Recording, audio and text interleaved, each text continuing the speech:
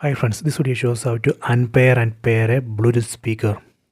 Go to settings, set settings icon from top right corner, go down, set remotes and accessories,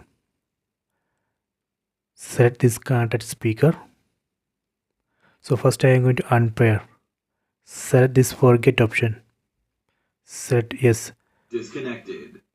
This way we can disconnect and unpair the speaker. So next I will show you how we can pair.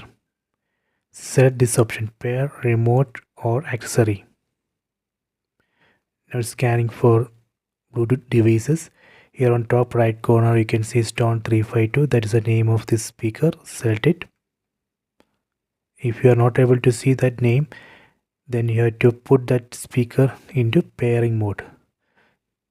Then select pair. You're now connected to both stones. See, it's connected. So this way we can unpair and later pair the Bluetooth speaker. So please try this. I hope you have enjoyed this video. Please subscribe this channel. Please like and share the video.